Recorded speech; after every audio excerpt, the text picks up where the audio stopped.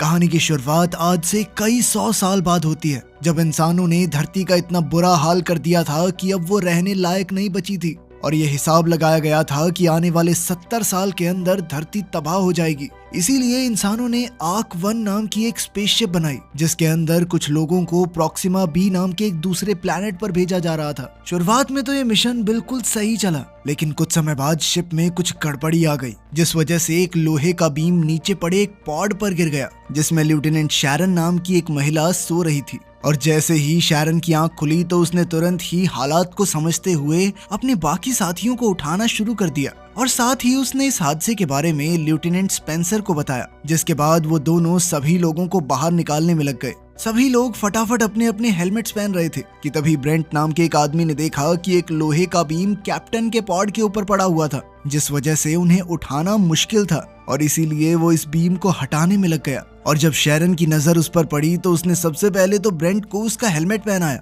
जिसके बाद वो ब्रेंट को वहां से बाहर ले आई, क्योंकि वो जानती थी कि वो लोग किसी भी हाल में अब कैप्टन को बाहर नहीं निकाल पाएंगे। एक सुरक्षित जगह पर पहुंचने के बाद सभी लोगों ने अपने हेलमेट उतार दिए, जिसके बाद शैरन और स्पेंसर ने इस हादसे की खबर कमांडिंग ऑफिसर को देने का फैसला किया। पर जब वो दोनों उसके कमरे के पास पहुंचे तो उन्होंने देखा कि उनकी स्पेसशिप का एक पूरा हिस्सा गायब हो चुका था। कमांडिंग ऑफिसर के गायब हो जाने के बाद शैरन ने ये जिम्मेदारी खुद अपने कंधों पर उठाने का फैसला किया, जिसके बाद सबसे पहले उसने सभी लोगों की एक मीटिंग बुलाई। असल में उनकी स्पेसशिप आर्क 1 में एक अनजान दिक्कत आ गई थी, जिसके चलते उनका एक पूरा हिस्सा टूटकर अलग हो गया था और इसी वजह से वो सभी लोग तय किए गए समय से 1 साल पहले ही उठ गए। असल में शैरन और उसके सभी साथी प्रॉक्सिमा बी नाम के एक प्लैनेट पर जा रहे थे, लेकिन अब सीमित खाने और पानी की वजह से उन सभी को हर एक चीज का ध्यान रखना था। पर शैरन को भरोसा था कि वो लोग अपने मिशन में जरूर कामयाब होंगे, क्योंकि वो धरती पर मौजूद लोगों की आखिरी उम्मीद थे। मीटिंग के बाद एग्नेस नाम के एक लड़के ने शैरन को आइडिया दिया कि वो स्पेसशिप के अंदर सब्जियां उगा सकते हैं। शैरन को ये आइडिया बहुत पसंद आया और उसने तुरंत ही पावर को उस सेक्शन में भेजने का आदेश दे दिया। पर जब स्पेंसर को इस बारे में पता चला तो वो बिल्कुल भी खुश नहीं था और उसने शैरन को इतने बड़े फैसले लेने से पहले उसके साथ डिस्कस करने को कहा, क्योंकि इस बात की कोई गारंटी नहीं है कि एक्चुअली में फसल उगेगी या नहीं। उसकी पूरी बात सुनने के बाद शैरन ने सबसे पहले तो अपनी गलती के लिए उससे माफी मांगी और साथ ही उसने स्पेंसर को चेतावनी दी कि अगली बार सबके सामने बगावत करने से पहले 2 बार सोच लेना। इसके बाद इस चीज पर फैसला लेने के लिए एक बोर्ड मीटिंग बुलाई गई, जिसमें सभी लोगों ने शैरन के प्लान के साथ जाने का फैसला किया। पर तभी अचानक से जहाज में ऑक्सीजन सप्लाई तेजी से गिरने लगी और इस दिक्कत को सही करने के लिए शिप के लाइफ सपोर्ट ऑफिसर जैस्पर को बुलाया गया, लेकिन जैस्पर कहीं भी दिखाई नहीं दे रहा था। इसलिए सभी क्रू मेंबर्स ने वापस अपने हेलमेट्स पहनने शुरू कर दिए। लेकिन उधर डोरान बेलौर नाम का एक आदमी बिना हेलमेट के मेडिकल रूम में फंसा हुआ था। पर तभी खुशकिस्मती से उसे एक ऑक्सीजन सिलेंडर मिल गया, जिसे पहनकर वो बाहर निकलने का रास्ता ढूंढने लगा। उधर सिक्योरिटी हेड फेलिक्स ने आखिरकार जैस्पर को ढूंढ लिया, जिसके बाद उसे डेक पर मदद करने के लिए लाया गया। पर इस दिक्कत को सही करने के बजाय जैस्पर ने एक ऐसा खुलासा किया जिसने सभी को हैरान कर दिया। जैस्पर के मुताबिक वो असली जैस्पर था ही नहीं, बल्कि वो कुछ ऑफिसर्स को पैसे खिलाकर इस मिशन पर आया था। असल में साइंटिस्ट के मुताबिक धरती के पास अब सिर्फ 70 साल ही बचे थे, पर जैस्पर को उनकी इन बातों पर भरोसा नहीं था और उसे लगता था कि शायद धरती पहले ही खत्म हो जाएगी। इसीलिए वो किसी भी हालत में इस मिशन का हिस्सा बनना चाहता था। ये सुनकर शैरन को बहुत गुस्सा आया और उसने तुरंत ही जैस्पर को अरेस्ट करने का आदेश दे दिया, जिसके बाद उसने अलग अलग फील्ड्स के एक्सपर्ट्स को बुलाया ताकि वो लोग मिलकर इस परेशानी से बाहर निकल सकें। उधर बेलौर ने भी किसी तरह से दरवाजे को खोलकर अपने साथ साथ कई सारे लोगों की जान बचाई जो जल्द ही मरने वाले थे। इधर एलिसिया नाम की एक लड़की मेन प्रॉब्लम को ढूंढने की कोशिश कर रही थी और उधर स्पेंसर और एक दूसरे आदमी को शिप के बाहर जाकर जांच करने का काम दिया गया, जहां उन्हें लीकेज मिली, जिसे ठीक करने के बाद उन सभी की जान खतरे से बाहर थी। एलिसिया के शानदार काम की वजह से उसे लाइफ सपोर्ट के चीफ के तौर पर प्रमोट कर दिया गया, पर उसकी लाख कोशिशों के बावजूद भी 6 लोग मारे गए थे। थोड़ी देर बाद शैरन जैस्पर से मिलने गई, जहां उसने जैस्पर को चेतावनी दी कि शायद उसे इस झूठ के बदले में मौत मिलनी चाहिए, जिस पर जैस्पर का कहना था कि वो अकेला झूठ बोलकर शिप पर नहीं आया और उस जैसे और कई सारे लोग मौजूद हैं यहाँ पर। ये सुनकर शैरन बहुत हैरान थी और वो चुपचाप वहां से चली गई। थोड़ी देर बाद जैस्पर की सजा तय करने के लिए एक मीटिंग बुलाई गई, जिसमें एक बार उसकी बात भी सुनने का फैसला लिया गया। पर जब वो लोग उससे मिलने पहुंचे तो उन्होंने देखा कि किसी ने जैस्पर का गला काटकर उसे पहले ही मार दिया था। अगले दिन जब स्पेंसर और उसका साथी बाहर से शिप की मरम्मत कर रहे थे, तभी अचानक काफी सारा मलबा आकर उनसे टकरा गया, जिसमें स्पेंसर को तो सिर्फ थोड़ी चोट आई पर उसके साथी ने अपनी जान गंवा दी। इसके बाद जब स्पेंसर वापस आया तो उसे शिप में कई सारी शक भरी बातें सुनाई दे रही थी, जैसे उनका 1 साल जल्दी उठना, कमांडिंग ऑफिसर का गायब होना और अब जैस्पर का कत्ल। थोड़ी देर बाद स्पेंसर ने डिपार्टमेंट हेड जेम्स के साथ शैरन के बारे में बात की कि कैसे शैरन ने उनके साथ ट्रेनिंग नहीं की थी और वो सीधा लॉन्च के दिन वहां आई थी, और अब कमांडिंग ऑफिसर के गायब होने के बाद कैसे उसने खुद को कैप्टन घोषित कर दिया। उधर सिक्योरिटी हेड फेलिक्स को जैस्पर के कत्ल की इन्वेस्टिगेशन के दौरान पता चला कि जैस्पर के कमरे में कौन गया और निकला, ये सारा रिकॉर्ड गायब था।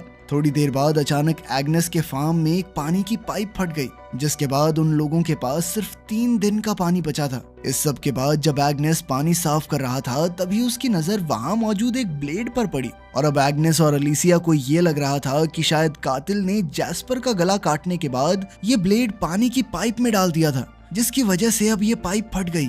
इसलिए एग्नेस उस ब्लेड को लेकर सीधा फेलिक्स के पास पहुंच गया।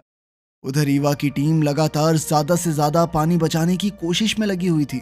अगले दिन जेम्स शिप की बाहर से जांच कर रहा था और स्पेंसर अंदर से उसे देख रहा था। अपनी जांच के दौरान जेम्स को शिप पर कुछ डायमंड जैसी दिखने वाली चीजें मिली, और जैसे ही उसने उस चीज को अपने हाथ में लिया तो अचानक उसके ग्लव्स पिघलने लग गए और वो तुरंत अंदर की तरफ भागा, जहां डॉक्टर संजीवनी ने उसकी मरहम पट्टी की। उधर ईवा इस बात से परेशान थी कि वाटर टैंक्स जरूरी प्रेशर तक नहीं पहुंच पा रहे। तभी ईवा ने एक अर्जेंट मीटिंग बुलाकर सभी को बताया कि अब उनके पास सिर्फ 4 ही दिन का पानी बचा है, और अगर सबने थोड़ा थोड़ा भी पिया तो भी 8-10 दिन से ज्यादा नहीं चलेगा। जिसके बाद सभी लोग काफी ज्यादा डर गए। अब उन्हें कुछ भी करके पानी का जुगाड़ करना होगा, और खुशकिस्मती से उन्हें जल्द ही अंतरिक्ष में एक ऐसा कॉमेट मिल गया जिसके अंदर काफी सारा पानी मौजूद था, और अब उन्हें कुछ भी करके इस कॉमेट से सारा पानी निकालना होगा। इसके बाद जेम्स को उस कॉमेट पर सही तरीके से लैंड करके पानी निकालने का काम दिया गया, और इसमें ईवा इस पूरे मिशन को मॉनिटर करने वाली थी, और उन दोनों का ये मिशन कामयाब भी रहा।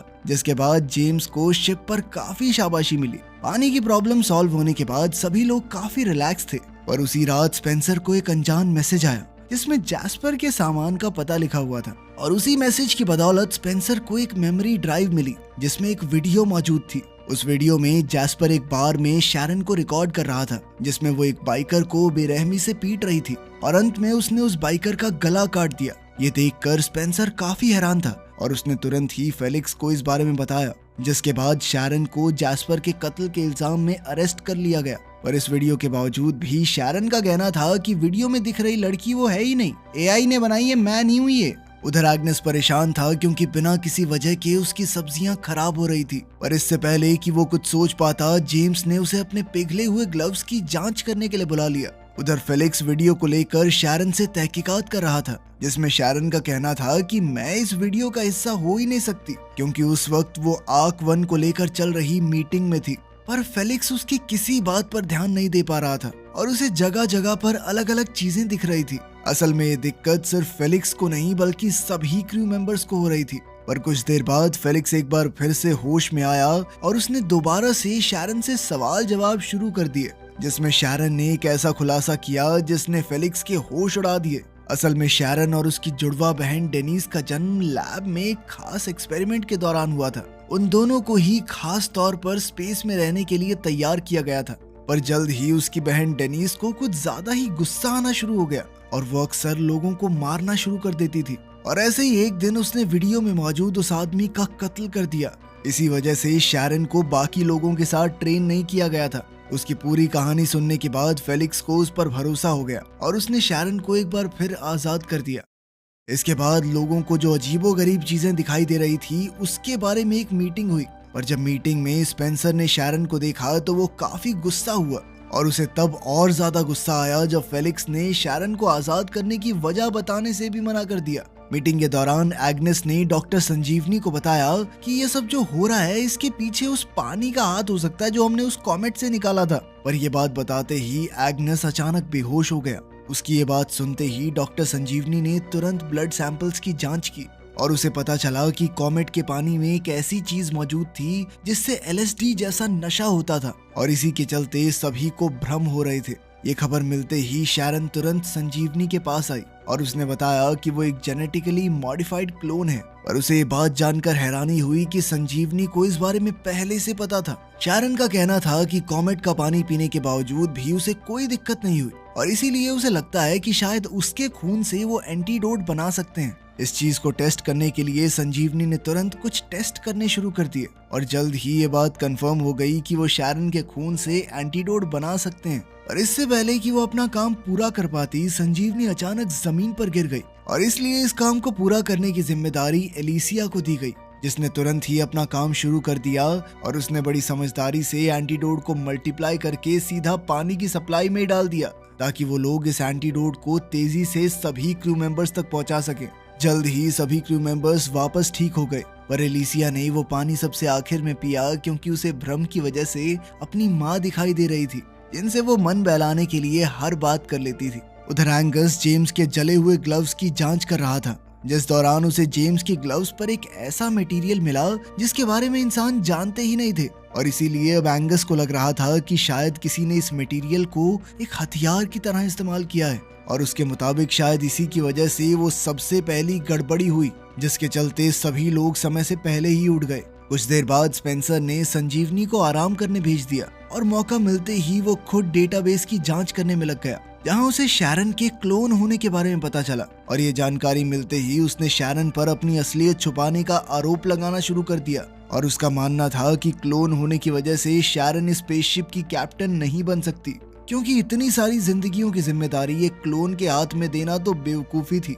शैरन ने उसे समझाने की काफी कोशिश की, पर स्पेंसर इस मुद्दे को काउंसिल के पास ले गया, जहां उसने अपनी बात को साबित करने के लिए शैरन की बहन डेनिस की वीडियो का इस्तेमाल किया और इसके बावजूद भी उसके अलावा काउंसिल का हर एक मेंबर शैरन के ही सपोर्ट में था और उन सभी का मानना था कि शैरन ने कई बार अपनी काबिलियत को साबित किया है। और इसके बाद तो शैरन को स्पेसशिप का ऑफिशियल कैप्टन घोषित कर दिया गया और ये जिम्मेदारी मिलते ही शैरन ने बिना समय बर्बाद किए सभी को उनका काम देना शुरू कर दिया। उधर इंजन रूम में ईवा और उसका असिस्टेंट ग्रेगोर लगातार स्पेसशिप की स्पीड को बढ़ाने की कोशिश में लगे हुए थे। इसके लिए वो एक ओवर एक्टिव फ्यूल का इस्तेमाल कर रहे थे, जिस पर ग्रेगोर ने एवा को फ्यूल की ओवर हीटिंग के बारे में सावधान भी किया और इसके बावजूद भी एवा ने इसी रास्ते का इस्तेमाल करने का फैसला किया और ग्रेगोर को इंजन का ध्यान रखते हुए किसी भी इमरजेंसी में पास ही में मौजूद लीवर खींचने को कहा, जिसके बाद वो खुद किसी काम से बाहर चली गई। पर एवा के इंजन रूम से निकलने के कुछ ही देर बाद अचानक फ्यूल ओवर हीटिंग की वजह से चारों तरफ रेडियो एक्टिव रेडिएशन फैल गई और ये सब इतनी तेज हुआ कि ग्रेगोर उस लीवर को खींचने से पहले ही रेडिएशंस की चपेट में आ गया। कुछ देर बाद जेम्स का ध्यान स्पेसशिप की गिरती हुई रफ्तार पर पड़ा और जब उसने शैरन को ये बात बताई तो उन दोनों का ही शक फ्यूल टैंक ब्लास्ट की तरफ गया और अपने शक को दूर करने के लिए जब उन्होंने ग्रेगोर को कांटेक्ट करने की कोशिश की तो उन्हें सामने से कोई जवाब नहीं मिला, जिसके बाद उन्होंने ईवा को तुरंत इंजन रूम में जाने को कहा। पर जब ईवा इंजन रूम में पहुंची तो उसने देखा कि रेडिएशंस की वजह से इंजन रूम के दरवाजे ऑटोमेटिकली लॉक हो चुके थे। ये देखते ही ईवा बहुत ज्यादा घबरा गई और उसने तुरंत ही ये जानकारी शैरन को दी, जिसके बाद सभी क्रू मेंबर्स रेडिएशन को न्यूट्रलाइज करने का तरीका ढूंढने में लग गए। उधर जैस्पर के खून की इन्वेस्टिगेशन के दौरान फेलिक्स को पता चला कि एलिसिया के टैबलेट से स्पेंसर को एक खुफिया मैसेज भेजा गया था, जिसमें जैस्पर के मेमोरी कार्ड की जानकारी थी और जब एलिसिया से इस बारे में पूछा गया तो उसने बताया कि उसका टैबलेट कुछ देर के लिए बेलौर के पास था। ये जानकारी मिलते ही फेलिक्स बेलौर से पूछताछ करने के लिए गया, पर जैसे ही बेलौर को पकड़े जाने का एहसास हुआ तो उसने भागना शुरू कर दिया, पर आखिरकार फेलिक्स ने उसे दबोच ही लिया, जिसके बाद फेलिक्स, जेम्स और स्पेंसर उसे पूछताछ के लिए ले आए, जहां उसने कबूल कर लिया कि उसी ने जैस्पर का खून किया था और उसने जैस्पर को इसलिए मारा क्योंकि वो भी घूस देकर यहाँ आया था और वो नहीं चाहता था कि जैस्पर उसके बारे में सबको बता दे। उधर ईवा की टीम एक अलग ही मुसीबत में थी। असल में टीम के कुछ मेंबर्स ऑटो लॉक की वजह से रेडियो एक्टिव जोन में ही फंस गए थे और बढ़ती रेडिएशन की वजह से उन सबकी जान खतरे में थी और इससे बचने का सिर्फ एक ही रास्ता था कि कोई इंसान इंजन रूम में जाकर उस लीवर को नीचे करके इंजन को बंद कर दे, लेकिन जो अंदर जाएगा उसकी जान जाना तो तय था। और इसीलिए शैरन ने सभी क्रू मेंबर्स से पूछा कि क्या कोई अपनी इच्छा से ये काम करना चाहेगा, पर कोई भी इसके लिए तैयार नहीं था और इसीलिए शैरन ने ये काम खुद करने का फैसला किया। लेकिन लोग अपने कैप्टन को भी नहीं खोना चाहते थे। इस बात पर चर्चा चल ही रही थी कि तभी स्पेंसर बेलौर से मिलने के लिए गया। स्पेंसर ने बेलौर को पूरी बात बताई कि अगर इस प्रॉब्लम को जल्द से जल्द ठीक नहीं किया गया तो कोई नहीं बच पाएगा और अगर उनका मिशन पूरा नहीं हुआ तो इंसानियत का खात्मा तय है। ये सुनकर बेलौर ने फैसला किया कि अब तक की जिंदगी उसने सिर्फ अपने लिए जी थी, लेकिन अब वो अपनी गलतियों को ठीक करने के लिए अंदर जाने को तैयार हो गया। जिसके बाद बेलौर एक प्रोटेक्टिव सूट पहनकर रिएक्टिव रूम के अंदर घुस गया, जहां जमीन पर कई सारी लाशें पड़ी हुई थी। पर बेलौर इन सभी चीजों को नजरअंदाज करते हुए आगे बढ़ता गया। पर जब वो मेन इंजन रूम के पास पहुंचा तो उसने देखा कि उस कमरे का दरवाजा ऑटो लॉक हो गया था, क्योंकि उसी कमरे से सारी रेडिएशन निकल रही थी। पर इसके बावजूद भी बेलौर ने अपनी काबिलियत से उस दरवाजे को खोलकर लीवर को खींच दिया, जिसके बाद रेडिएशन निकलनी बंद हो गई और उसकी इस बहादुरी ने सबका दिल जीत लिया। और इतनी तेज रेडिएशन की वजह से बेलौर की तुरंत ही मौत हो गई और उसने जहाज पर मौजूद सभी लोगों की जान बचाकर अपना प्रायश्चित पूरा किया और इंसानियत को खुद को बचाए रखने का एक सुनहरा मौका। वीडियो पसंद आई तो लाइक कर देना, चैनल को सब्सक्राइब कर लेना। मिलते हैं अगली वीडियो में।